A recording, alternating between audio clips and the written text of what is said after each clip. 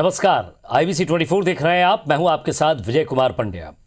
साल 2020 में सारी दुनिया में कोरोना संक्रमण का ऐसा असर रहा कि हर खासुआम, सरकार, कारोबार सब कुछ प्रभावित हुआ। शब्द नेगेटिव सबसे पॉजिटिव रहा और पॉजिटिव होना सबसे नकारात्मक। साल बीत गया, पीछे छोड़कर जा रहा है कुछ यादें, कुछ जख्म, कुछ सबक।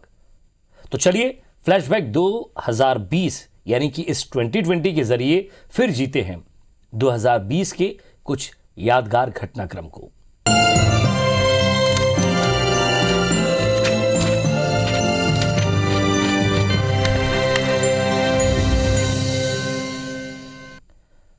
तो शुरुआत करते हैं छत्तीसगढ़ से। सारे देश में भाजपा चुनाव दर चुनाव मजबूत होकर उभरी, तो छत्तीसगढ़ में ठीक वैसा ही असर दिखा कांग्रेस के लिए। यहां भूपेश सरकार ने दिसंबर में अपने कार्यकाल के 2 साल पूरे किए। मरवाई उपचुनाव में कांग्रेस ने बीजेपी को बड़े अंतर से हराया। चुनाव से इतर प्रदेश की सियासत के कई चमकते सितारे इस साल दुनिया से रुखसत हुए। अजीत जोगी और मोतीलाल वोरा जैसे नेताओं ने इस साल दुनिया को अलविदा कह दिया।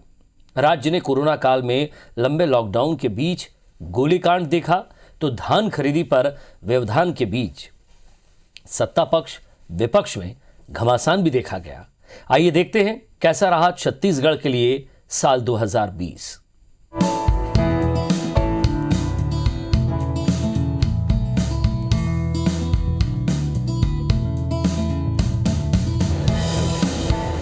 महापौर चुनाव, कांग्रेस का क्लीन स्वीप। 2020 की शुरुआत सत्ताधारी कांग्रेस ने धमाकेदार अंदाज में की। राज्य में पहली बार अप्रत्यक्ष तौर पर हुए महापौर चुनाव में कांग्रेस ने सभी 10 निगमों पर अपना कब्जा जमाकर एक बार फिर अपनी ताकत का परिचय दिया।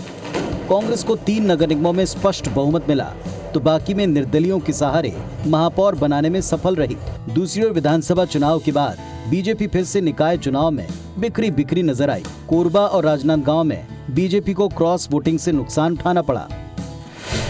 IT रेट पर बीजेपी कांग्रेस में रार।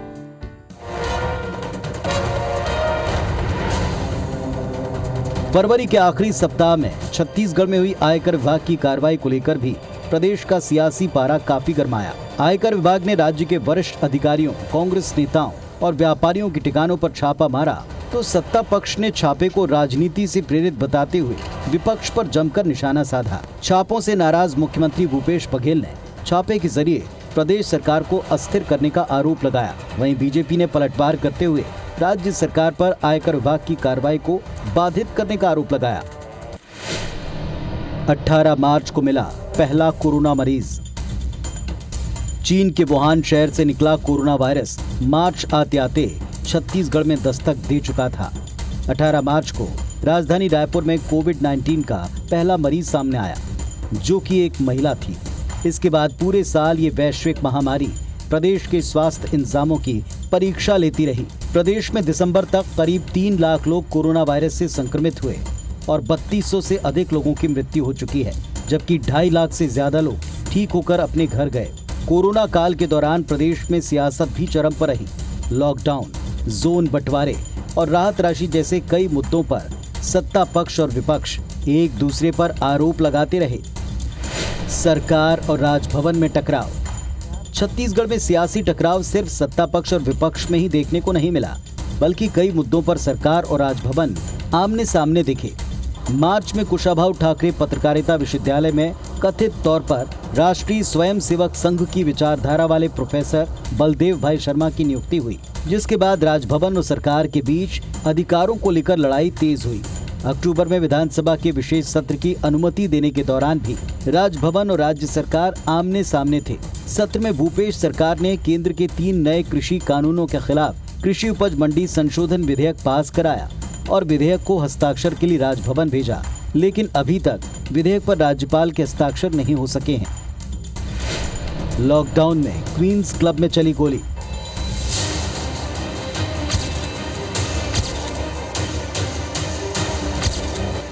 तारीख 27 सितंबर, दिन रविवार, जगह Queens club, VIP road, Raipur. Corona महामारी और लॉकडाउन के कारण जब सारी राजधानी लॉक थी, जिले की सीमाएं सील थी, घरों से बेवजह निकलने पर कड़ी पाबंदी थी, ऐसे वक्त में रायपुर के क्वींस क्लब में रात को अचानक फायरिंग की आवाज से बेहद पॉश कहलाने वाला वीआईपी रोड इलाका दहल गया।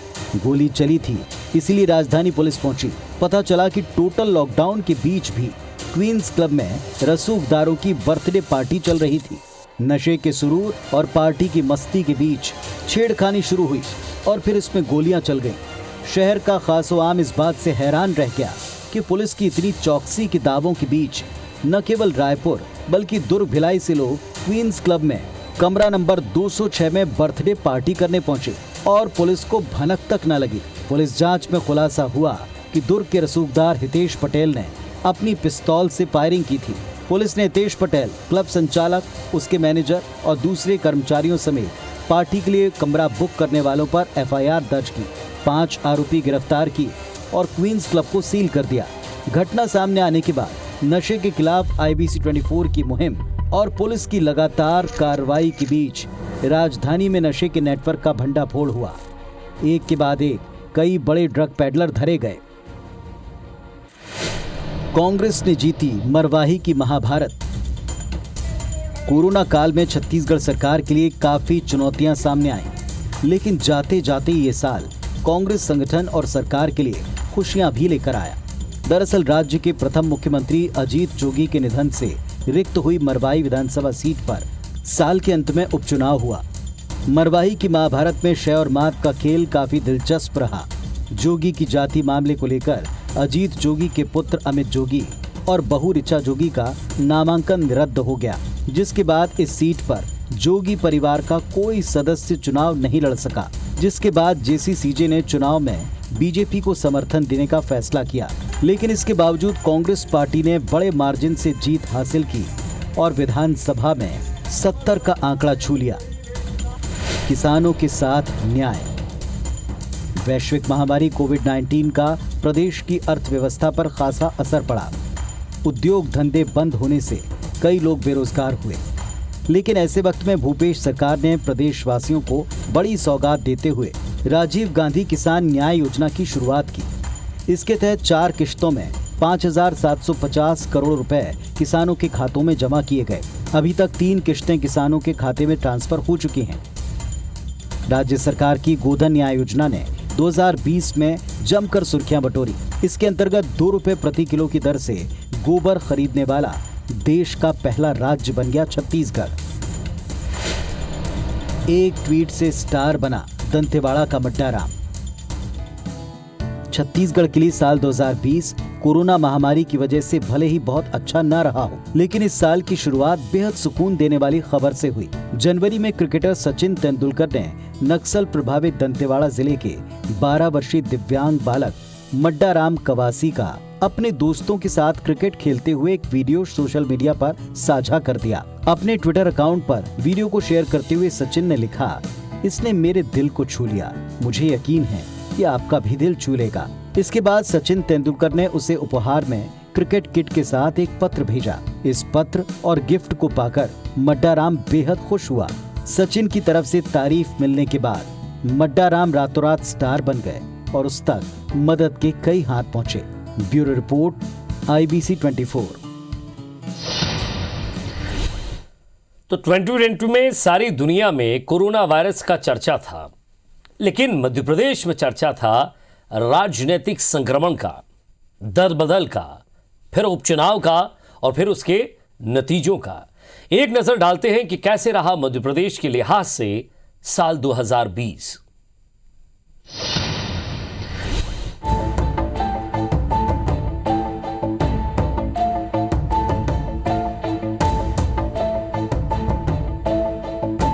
सत्ता संघर्ष,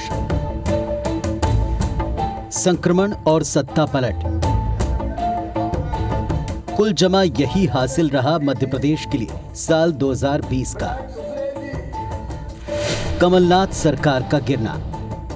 साल के पहले महीने से ही मध्य प्रदेश में कमलनाथ सरकार के भीतर असंतोष, आरोप और पलटवार की चिंगारी दिखने लगी थी। मुद्दा भले ही किसानों की कर्ज माफी का था, लेकिन सत्तासीन दल कांग्रेस के नेताओं में 15 साल बाद प्रदेश में बनी कांग्रेस सरकार में सक्रिय भागीदारी और पद की चाह ने आग उगलते बयानों को हवा देना शुरू कर दिया। 2018 विधानसभा चुनाव के बाद पार्टी और सरकार दोनों की कमान कमलनाथ के हाथ में थी। ऊपर से ज्योतिरादित्य सिंधिया खुद अपने गढ़ में चुनाव हार चुके थे।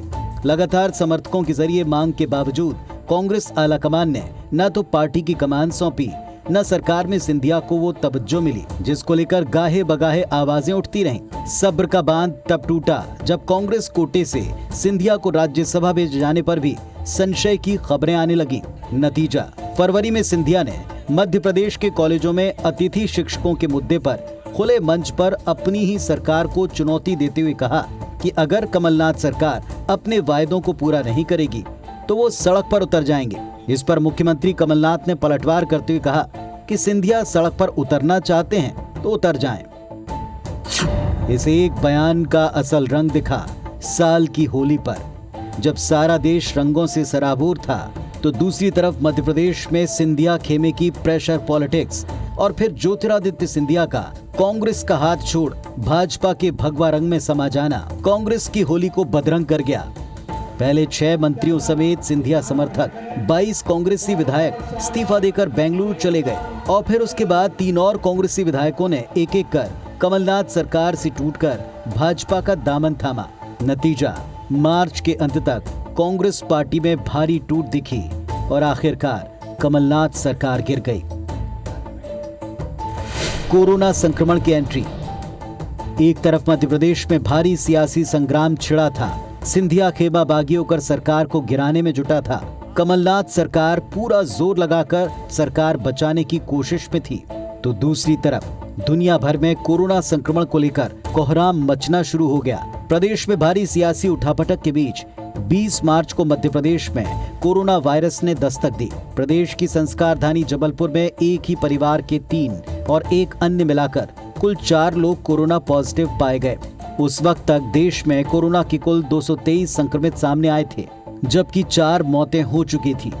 धीरे धीरे प्रदेश में कोरोना के मामले बढ़ते गए और सबसे चिंताजनक हालात बने इंदौर में। मार्च में पहला केस मिलने के 3 महीने के भीतर सितंबर तक मध्य प्रदेश में कोरोना का स्तर भयावह दिखाई पड़ा। खास तौर पर भोपाल, इंदौर, ग्वालियर और जबलपुर में रोजाना 200 से ज्यादा नए मरीज सामने आने लगे। राज्य में सितंबर में कोरोना को लेकर पीक टाइम आया, जिसे लेकर प्रदेश की सरकार और स्वास्थ्य महकमा बेहद चिंतित दिखा। अब जबकि सारी दुनिया में यूके रिटर्न लोगों में नए कोरोना स्ट्रेन का खतरा है, तब भी मध्य प्रदेश के इंदौर और भोपाल में कोरोना हॉटस्पॉट बनने को लेकर चिंता बरकरार है। चौथी बार बनी शिवराज सरकार। साल 2020 में सबसे बड़ा दलबदल हुआ ज्योतिरादित्य सिंधिया और उनके समर्थकों का। पार्टी में सबसे बड़ी टूट हुई कांग्रेस में, जिसके चलते कमलनाथ सरकार गिर गई। लेकिन इसका बड़ा सियासी फायदा मिला भाजपा को। मध्य प्रदेश में कांग्रेस की टूट के बाद सभी विधायकों ने सिंधिया के साथ भाजपा प्रवेश किया, जिसके चलते मार्च में एक बार फिर भारतीय जनता पार्टी की सरकार बन गई। 23 मार्च को रात 9 बजे शिवराज सिंह चौहान ने चौथी बार मुख्यमंत्री पद की शपथ ली। ये ठीक तब हुआ जब 22 मार्च को सुबह 7 से रात 9 बजे तक कोरोना संक्रमण के बीच देश में पहला जनता कर्फ्यू लगा और फिर 25 मार्च से देश भर में कोरोना संक्रमण की चेन तोड़ने के लिए 21 दिन का पहला लॉकडाउन लगाया गया। जाहिर तौर पर यह देश के साथ साथ शिवराज सिंह चौहान के लिए पहली और सबसे बड़ी चुनौती थी। सत्ता संभालते ही उन्हें राज्य में कोरोना से बन रहे हालात और कोविड गाइडलाइन का कड़ाई से पालन सुनिश्चित कराना था। शिवराज मंत्रिमंडल। 23 मार्च की रात मुख्यमंत्री पद की शपथ। इसके 3 दिन पहले 20 मार्च को प्रदेश में कोरोना का पहला मरीज मिला और फिर 25 मार्च से देश भर में लगा लॉकडाउन। प्रदेश में चलती सरकार को खरीद फरोख्त कर गिराने के गंभीर आरोप, कोरोना को लेकर बने हालात, इन सारी चुनौतियों को लेकर शिवराज सिंह चौहान ने लगातार अकेले मोर्चा संभाला, बिना मंत्री परिषद के काम किया। इसके 1 महीने बाद 22 अप्रैल को शिवराज कैबिनेट का पहला विस्तार हुआ, जिसमें 2 सिंधिया समर्थक गोविंद सिंह राजपूत और तुलसीराम सिलावट के साथ कुल 5 लोगों का एक संक्षिप्त मंत्रिमंडल बना। लेकिन इस मिनी मंत्रिमंडल के बनने के बावजूद शिवराज सिंह चौहान पर लगातार ये दबाव बनाया गया कि वो पुराने भाजपा साथियों के साथ अघोषित करार के मुताबिक सरकार बनवाने वाले नए सिंधिया समर्थकों को साथ लेते हुए मंत्रिमंडल का विस्तार करें। तकरीबन 100 दिन बाद 2 जुलाई को शिवराज सिंह ने कैबिनेट का विस्तार किया और 34 सदस्यों वाला जंबो मंत्रिमंडल बनाया। देश का सबसे चर्चित उपचुनाव, एक उपचुनाव जिसकी चर्चा बिहार विधानसभा चुनाव और अमेरिकी राष्ट्रपति चुनाव के साथ साथ सबसे बड़े और अहम चुनाव के तौर पर सारे साल हुई। वजह भी बड़ी थी, पहला ऐसा उपचुनाव जिसने ये तय किया कि मध्य प्रदेश में किसकी सरकार रहेगी। 28 सीटों पर हुआ उपचुनाव कमलनाथ, शिवराज और सिंधिया इन तीनों के लिए अग्नि परीक्षा से कम न था। खरीद फरोख्त के आरोप, चलती सरकार गिराने का आरोप, अपनों का छल, वक्त रहते पार्टी को संभाल न पाने का मलाल, इन सब से उठे बवंडर के बीच नवंबर में सबसे चर्चित उपचुनाव हुआ, जिसमें भाजपा ने 28 में से 19 सीटें जीतकर शिवराज सरकार को स्थायित्व दिया और कांग्रेस की उम्मीदों पर पानी फिर गया। कांग्रेस चुनाव में जनता और खुद से हुए धोखे को भुना नहीं पाई और महज 9 सीटें ही जीत पाई। Bureau report, IBC 24।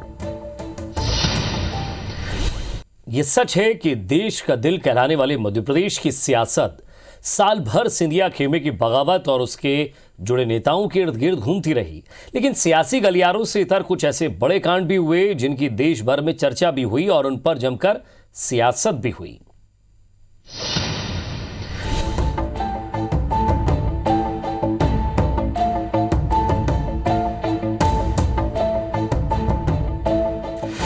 दो 2020 के बड़े कांड। साल 2020 में जब सारी दुनिया और देश में कोरोना संक्रमण के दौरान कोरोना वॉरियर्स की लोग सराहना करते नहीं थक रहे थे, जब देश के प्रधानमंत्री समेत सारे देश में उनके लिए हर्ष ध्वनि के तौर पर ताली, थाली और शंख बजाकर उनका सम्मान हो रहा था, ऐसे वक्त में 2 अप्रैल 2020 को इंदौर के टाटपट्टी बाखल में स्वास्थ्य विभाग की टीम पर पथराव हुआ।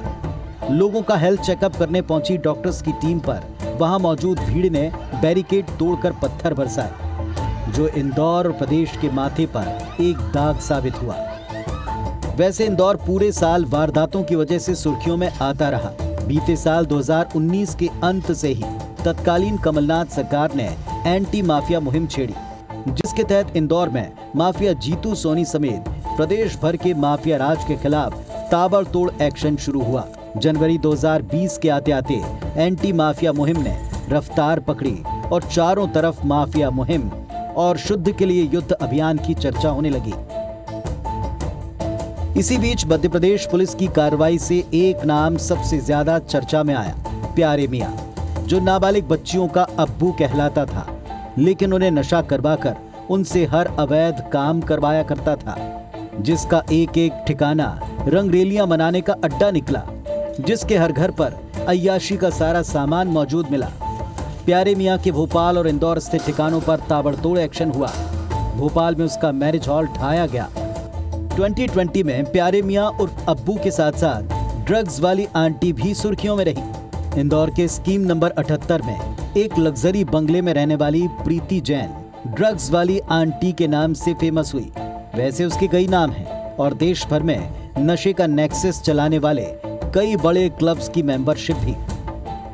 आंटी क्लब और पार्टीज में अमीर यूथ को फांसती थी, उन्हें कुछ दिन तक फ्री में ड्रग्स का चस्का लगाती थी और फिर उन्हें ड्रग्स के ग्राहक या पैडलर के तौर पर इस्तेमाल करती थी। ड्रग्स वाली आंटी के बंगले के गोपनीय लग्जरी रूम में लड़कियों का रैकेट संचालन होने के कई सबूत मिले। आंटी के बेटे यश और बाकी साथियों की तलाश अब भी जारी है।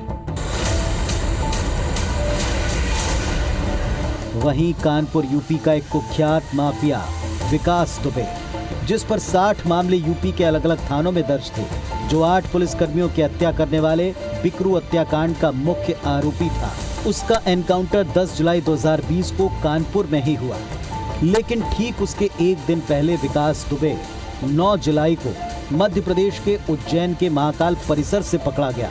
महाकाल परिसर में उसकी गिरफ्तारी की तस्वीरें और उसकी वो आवाज, मैं ही हूँ विकास दुबे कानपुर वाला, देश और मध्य प्रदेश को हमेशा याद रहेंगी। कुख्यात माफिया विकास दुबे को शाम ढलते ढलते MP पुलिस ने उसी दिन यूपी पुलिस के सुपुर्द कर दिया। अगले दिन कानपुर के नजदीक उसके एनकाउंटर की खबर आई।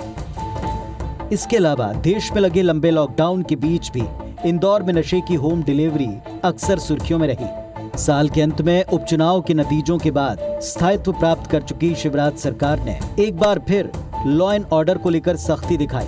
मुख्यमंत्री ताबड़तोड़ एक्शन में दिखे। माफिया के खिलाफ मुहिम, मिलावटखोरों के खिलाफ कार्रवाई और अब लव जिहाद के खिलाफ धर्म स्वातंत्र अध्यादेश, ये सब मध्य प्रदेश में चुस्त दुरुस्त लॉ एंड ऑर्डर रखने की पहल के तौर पर देखे गए।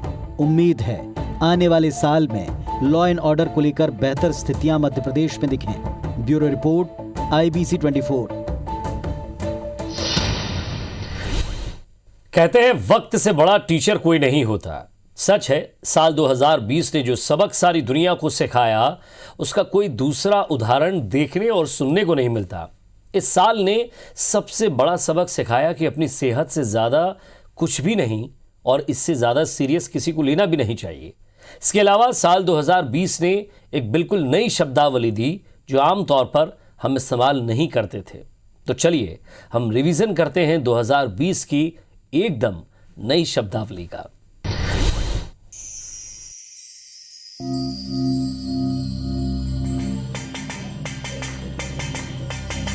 जो ये साल कर गया वो किसी ने कभी कल्पना में भी ना सोचा था।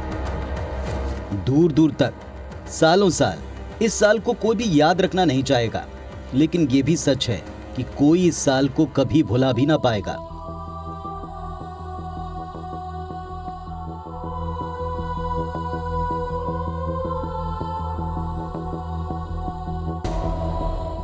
साल 2020 की शुरुआत से पहले एक नए शब्द कोविड-19 कोरोना वायरस दुनिया में पहली बार सुना और बोला गया। नोवल कोरोना वायरस को फैलने से रोका जा सकता है। खांसते या छींकते वक्त हमेशा अपने मुंह को रुमाल या टिश्यू से ढकें। और फिर सारा साल इस नाम से ही जुड़ गया, जूझता रहा और अंत तक उबर ना पाया। साल 2020 ने दुनिया को कुछ ऐसे नए शब्द दिए जो लोगों की डिक्शनरी या शब्दकोश में पहली बार जुड़े। मसलन नोवल कोरोना वायरस, जिस भयंकर संक्रमण से सारी दुनिया साल 2020 में जूझती रही, वो नोवल कोरोना नाम के वायरस की वजह से फैला। सारी दुनिया में फरवरी के बाद सबसे ज्यादा इसी शब्द और उससे जुड़ी जानकारियों को सर्च किया गया। बाद में कोरोना नाम से आसान तौर पर पुकारा गया और बेहद बोला सुना गया।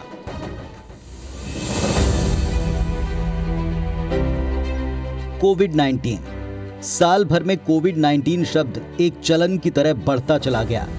कोरोना वायरस से हुई बीमारी को कोविड-19 नाम दिया गया, जिसका फुल फॉर्म है CO को मतलब कोरोना, VI यानी वायरस और D यानी डिजीज और 19 का तात्पर्य है साल 2019। पेंडेमिक, शब्द पेंडेमिक को साल 2020 का पर्याय कहें तो गलत ना होगा। दुनिया भर में कहर बरपाने वाले कोरोना वायरस संक्रमण को विश्व स्वास्थ्य संगठन WHO ने पेंडेमिक यानी महामारी घोषित कर दिया। कोविड काल को पेंडेमिक कहते ही इससे जुड़े कुछ नियम और प्रोटोकॉल सारी दुनिया में फॉलो किए जाने लगे। लॉकडाउन, सारी दुनिया में इस साल जो शब्द सबसे ज्यादा प्रचलन में रहा, बोला सुना और लिखा गया, उनमें से एक है लॉकडाउन। जब लोगों को कोरोना संक्रमण से बचने के लिए घरों में कैद होकर रहने के लिए कहा गया, उस स्थिति को लॉकडाउन कहा गया। तो फ्लैशबैक में जाते हैं तो पता चलता है कि 2020 कभी न भूलने वाला साल है, लेकिन आगे खड़ा है 2021, नई उमंग, नई तरंग लेकर आ रहा है। इसी के साथ फ्लैशबैक्स 2020 में इतना ही। नमस्कार।